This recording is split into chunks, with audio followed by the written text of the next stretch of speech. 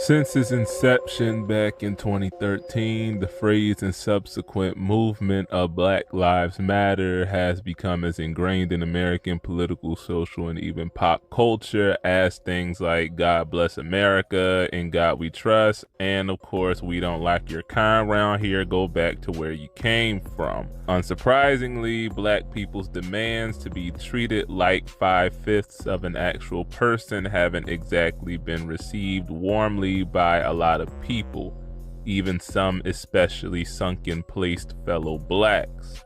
Based on what you've likely seen on Fox and CNN's nightly primetime peep shows, you'd be forgiven for assuming BLM demonstrations are just a bunch of violent, lawless darkies and their unwitting white accomplices, looting, rioting, and doing everything in their power to burn American society down to a pile of ash and rubble.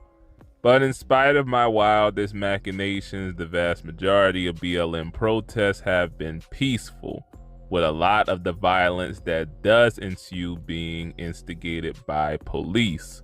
In spite of this fact, according to multiple sources, the FBI has been surveilling not only BLM demonstrations, but the homes, vehicles, and movements of BLM activists since BLM was basically a thing. Based on these reports, there's a narrative within the FBI that anywhere where there's a group of 5 or more black people assembled, something criminal and or violent is likely to ensue, and that's not racist at all. I say that because despite the tone of the documents I read, there's nothing in those documents that would indicate that the people being surveilled are likely to commit a crime, other than the fact that they're black. One document even suggests that BLM activists planned on co-opting the 2016 Democratic and Republican National Conventions for, Freaknik probably. One document says federal agents surveilled an unnamed activist who planned to travel from New York to Missouri for a demonstration planned to begin at a Monsanto facility. The document also mentions $6,000 being raised for bail and, quote, direct action devices, which sounds like something from a bad 007 entry, but realistically could just be $6K worth of megaphone signs and BLM merch. Or it could have been an RPG, who knows. The document also suggests that the individual in question may have been arrested in a prior protest, but again, this is nothing more than speculation. According to The Intercept, a search of 2 FBI databases shows no evidence of this individual being arrested at a prior demonstration. Furthermore, there's nothing in this report or an additional document that this one alludes to that would suggest potential criminal activity. Another document reveals that in 2014, 2 federal agents, one an FBI bomb tech, observed a BLM activist car in front of their home, the location of which was obtained from a confidential informant, likely either 6ix9ine or a Dipset affiliate. FBI agents also took the opportunity to record the registration information of nearby cars in the area as well. A series of leaked emails from that time show federal agents discussing an ongoing stakeout of an undisclosed location, which took place on the same day as the surveillance of the undisclosed BLM activist car and home. The report was made on the same day a grand jury decided not to pursue charges against Darren Wilson, the white police officer who shot and killed an unarmed black 18-year-old named Michael Brown. This all occurred 3 days after 2 new Black Panther Party affiliates were arrested for supplying convicted felons with firearms and plotting to assassinate the St. Louis police commissioner and other officials with pipe bombs during a BLM demonstration. Don't worry, we will be coming back to that case, so hold on to your butts. The question is, why would the Fed spend taxpayer dollars to surveil and harass activists exercising their First Amendment right to dissent and peaceably assemble if there's no credible threat of violence? Additionally, why would the feds break their own policy that strictly forbids policing ideologies? COINTELPRO, obviously, it's right there in the title. I honestly don't know why else you would click on this video if you didn't see that coming all in your eye like Bootsy Collins. And there goes my monetization, folks. For those of you who don't know, COINTELPRO was an illegal operation conducted by Leonardo DiCaprio and the FBI with the intent to undermine, even sabotage radical grassroots organizations deemed a threat to national security. And by radical, I mean leftist. At least like 95% of the time, I mean leftist. And by national security, I mean conservative white people.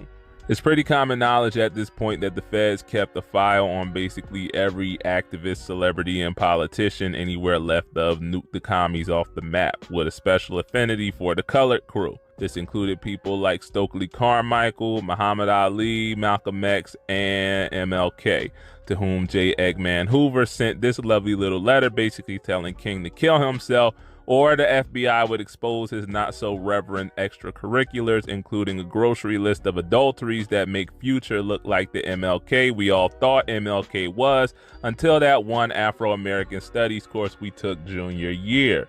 Probably the most well-known victim of the FBI's fear of a black planet was the Black Panthers of MCU fame. With heavy use of professional snitches like Lakeith Stanfield, the FBI was able to basically cause the Panthers to eat themselves alive from the inside out. With such honorable policing tactics as planting false media stories and publishing fake leaflets in the name of the Panthers, and rival organizations smearing one another, forging correspondences, setting up fake activist groups, strong-arming residents, funding anti-black power documentaries, conducting illegal break-ins and assaults, and just straight up shooting people in the face.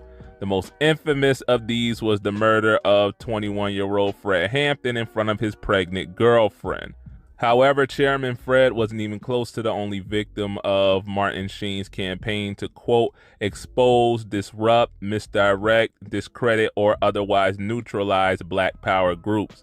Basically, what you have is the U.S. government going out of its way, spending millions of taxpayer dollars to wipe out essentially an entire generation of black leftist activists and movements. It would have just kept chugging along like Major Payne's PTSD-fueled bedtime stories too, if not for the Citizens Commission to investigate the FBI breaking into the FBI field office in Media, Pennsylvania, and absconding away with several incriminating dossiers and exposing them to the public. Now, I did say COINTELPRO didn't just disrupt black power movements, and that is true. What's also true is that the FBI has a history of antagonizing black people for being black people. J. Edgar was obsessed with finding and neutralizing the, quote, black messiah, at least since Marcus Garvey was riding around Harlem in an open carriage looking like the pre-incarnate amalgamation of every African strongman ever. They literally made a whole movie with that name, so J. Edgar Ross had a massive hard-on for Black Jesus for whatever reason. That's what you take away from this. That being said, evidently the ghost of J. Jonah Hooverson is still roaming the halls of his namesake building, shaking his jowls in anger at us uppity Negroes. Because according to FBI strategy guidelines obtained by the Young Turks, in the wake of the growing BLM movement, the FBI created the term, quote, black identity extremists to describe individuals who commit criminal, even violent acts specifically against police as retaliations for, quote, perceptions of police brutality against African Americans. This term was used retroactively to describe several unrelated incidents of violence against white police committed by black people, including the 2016 murder of 5 white police officers by Micah Johnson, another case we will talk about later.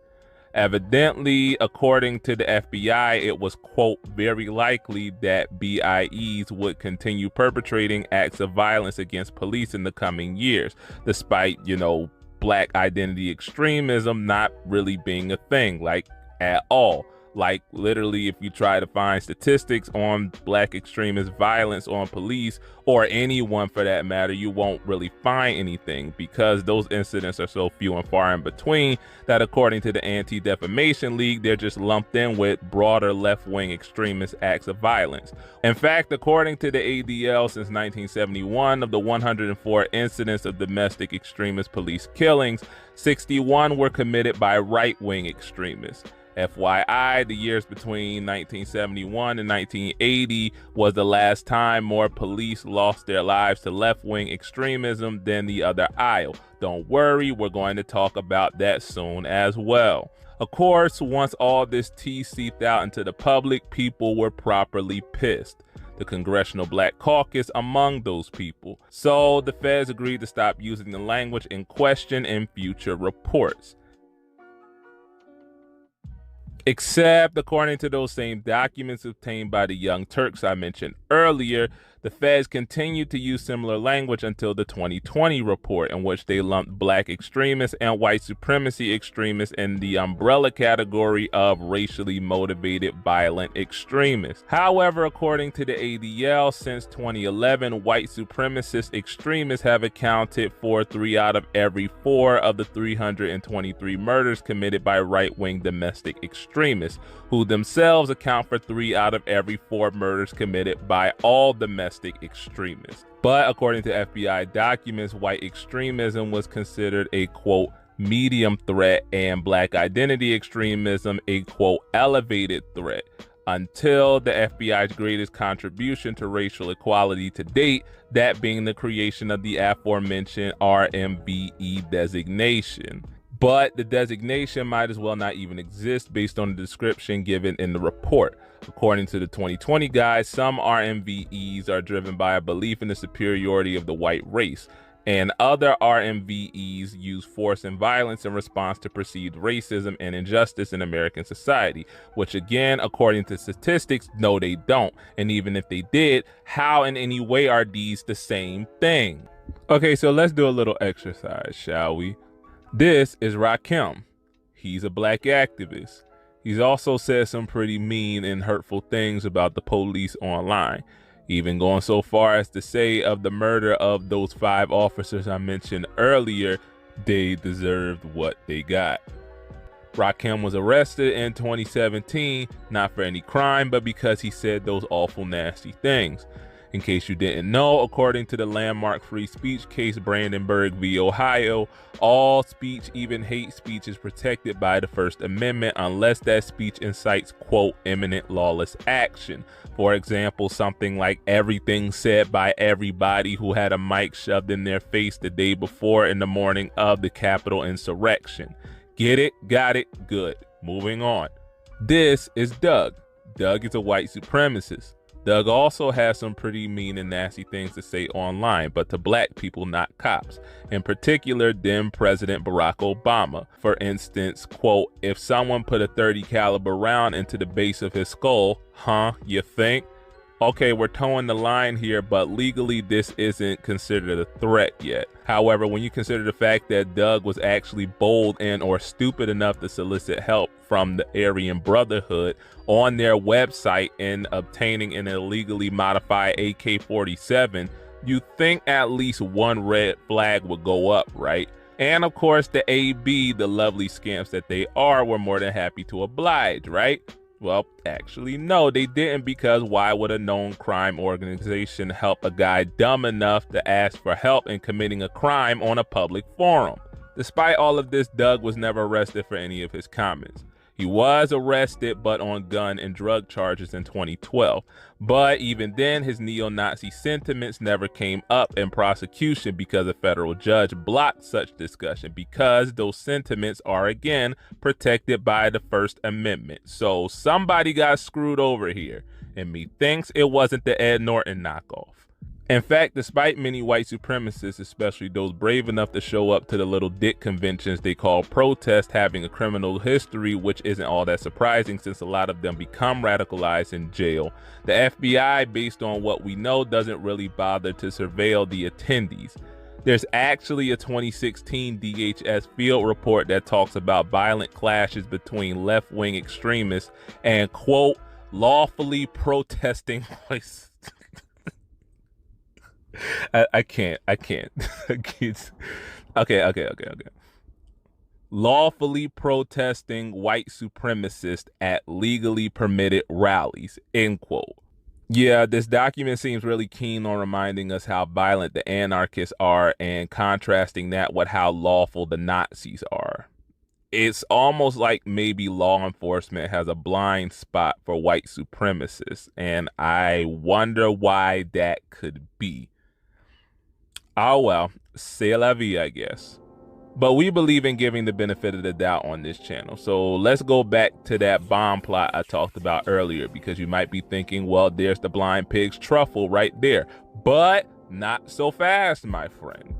In 2014, Elijah Juan Ali Davis and Brandon Orlando Baldwin were arrested in relation to a plot that involved using explosives to assassinate the St. Louis chief of police and other officials, as I mentioned earlier. The two pled guilty to 4 explosives and gun charges in 2015, which carried 7-year sentences. Most media sources picked this up and reported it as FBI heroes thwart Michael B. Jordan's plot to bomb St. Louis Arch and initiate Helter Skelter, because why not? We got papers to sell and clicks to get. But you know, if I'm drawing attention to it, that means that there's probably more to the story. First of all, yes, the new Black Panther Party is identified as a hate group by the Southern Poverty Law Center. With that being said, the new Black Panther Party is in no way associated with the OG Panthers, according to the OGs.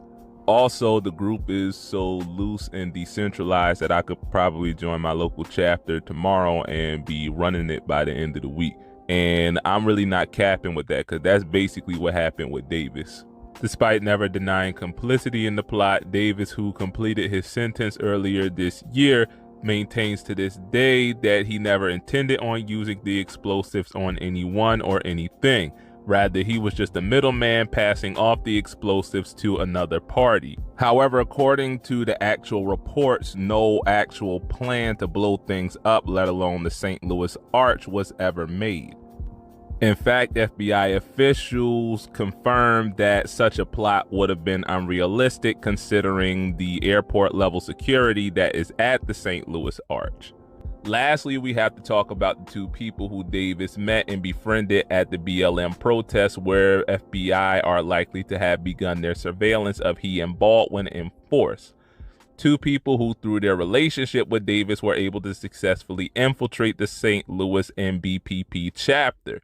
2 people whose identities I don't know, because they were feds from the jump all the way to the culmination of the sting. Now, based on the shots I'm showing you, this looks like a pretty open and shut case of entrapment in the closet, right? Problem is, that's not enough to go on, or at least it shouldn't be. But what we can do is look at evidence from another case to better contextualize this one. Y'all remember that story a few years ago about a bunch of right-wing play weekend soldiers plotting to kidnap the governor of Michigan? And I really don't know where it was going to go from there, because I'm sitting here trying to figure out, what did y'all think would happen after kidnapping the highest ranking government official in your state? Just freaking geniuses, I tell you. But then again, they are white, so maybe not as bad as I'm imagining. Anyway, Adam Fox, the alleged mega mastermind of the plot, claims he and his co-conspirators were entrapped by FBI informants, alleging they did as much as anyone to further the plot along. Now, take this testimony with a grain of salt, as Fox was heard on audio recordings saying, "Snatch and grab, man. Grab the f***ing governor. Just grab the because at that point, we do that, dude, it's over. And we take the building and then take hostages. It's wartime. Charming lad he is." But based on reports reviewed by BuzzFeed, the FBI used at least 12 informants who, according to this New Republic quote, did everything from organize meetings of alleged plotters, cover their hotel and travel costs, and encourage them to collaborate and advance their plans. In fact, it was an FBI informant who introduced Adam Star Fox to the Wolverine Watchmen in the first place, and that's their actual name. This same informant evidently co-signed for Fox when other members expressed concerns about his overzealous love of God and country. This one informant was paid at least $55,000 in pay and reimbursement for 7 months of work for the feds. Reimbursements for things like renting a van for training exercises, food, gas, and lodging. So again, he did just a little more than snitching. I'm trying my best not to speculate here, but considering that at this point in the timeline, according to the FBI, black identity extremism posed a greater threat than right-wing extremism, how do we know that the informants in the Davis Baldwin sting didn't play a similar role to that of those in this case? The answer is, we don't know that. So, Occam's hammer time. So let's take a look at a couple of case studies before we wrap up today, shall we? We'll start with Micah Johnson, who I mentioned earlier. Johnson served in the U.S. military from March 2009 to April 2014. During this time, he was described as sociable and could be seen socializing with white soldiers. Despite this, his unit described him as a, quote, loner, often choosing to eat away from the rest of his unit. This alone shouldn't be considered a red flag, but it is interesting to note as we move along in the story. In May of 2014, a female soldier made a sexual harassment complaint against Johnson and also sought a protective order against him after saying he needed mental health counseling. When interviewed by investigators, the soldier described her relationship with Johnson as platonic but tumultuous. She recalled one incident where Johnson punched out a car window and severed an artery after she told him she was going away for college. During a Facebook conversation, Johnson made a statement to the soldier about, quote, tying her down and having her face down on the bed, which he then claimed was a joke. After this incident, the soldier told Johnson to never contact her again after telling him rape was never a joke. FYI, the incident that sparked the sexual harassment complaint was one where, after months of not speaking to each other, Johnson apparently stole several pair of panties from the girl. I don't know. She said that he had asked her for a pair in the past and she said no. So I guess no meant yes, but you have to work for it this time. Johnson received an honorable discharge in 2014, but this was due to a clerical error as he had already agreed to a general discharge with honorable conditions after proceedings for an other than honorable discharge had begun in relation to that earlier sexual harassment claim. From what we know, despite his odd behaviors while in the military, Johnson didn't go all kill Whitey until after his service, because everyone who knew him said he expressed no strong feelings either way toward police brutality before he was discharged. In fact, according to his parents, Johnson was an extrovert, patriotic, and even wanted to become a cop himself before his service.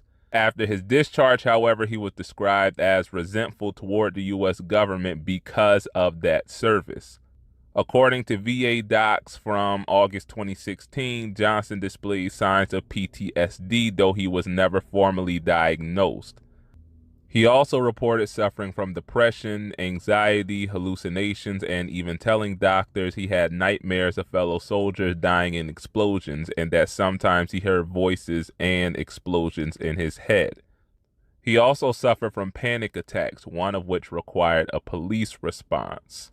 Johnson was described by co-workers as being very affected by the killing of unarmed black men by police.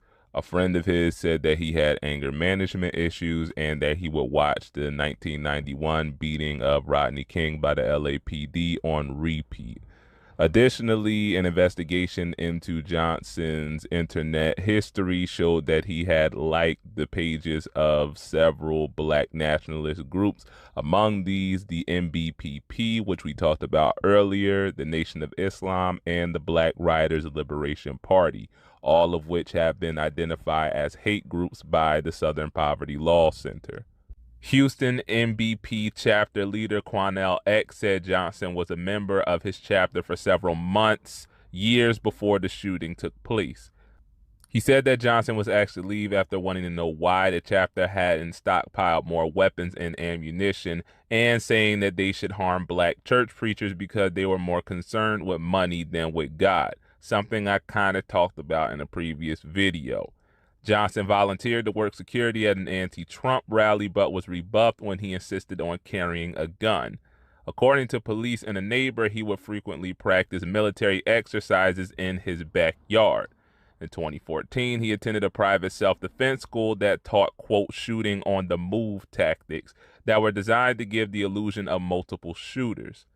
A search of Johnson's home revealed a cache of bomb-making materials and a, quote, personal journal of combat tactics with instructions on shooting techniques and tactical movements. And the rest is pretty much up to you to look up for yourself, because this is not a snuff channel. Moving right along. Remember this coconut head? If not, this is Dylann Roof. Yeah, the same Dylann Roof who killed 9 people during the Bible study at the Emmanuel AME Church in Charleston.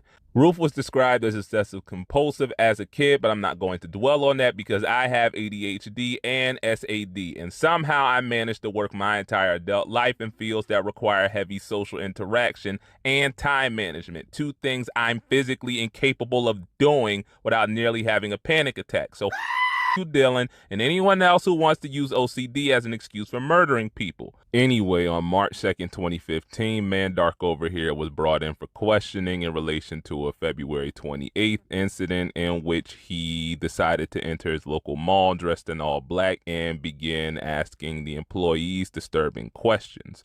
What those questions were, I don't know, because I'm not paying for a subscription to the New York Times for 3 seconds worth of audio. During the questioning, police found a bottle of what was later confessed to be a narcotic. Roof was then charged with a misdemeanor count of possession. 10 days later, Roof was spotted sitting in a parked car in downtown Charleston by an off-duty police officer. That officer called a colleague of his who arrived on the scene and conducted a search of the vehicle. During the search, the officer found a forearm grip for an AR-15 semi-automatic rifle and 3 mags, all capable of holding 40 rounds, although the mags were empty. When asked why he had these items in his car, Roof responded by saying that he wanted to purchase an AR-15, but he didn't have the money. Roof was sent away because owning these items is not illegal in South Carolina. For the record, the weapon used during the shooting wasn't an AR-15, but a Glock 41 handgun, a weapon that Dylann still shouldn't have been able to purchase because, according to former FBI Director James Comey, that misdemeanor I mentioned earlier, due to a clerical error, it was entered in as a felony.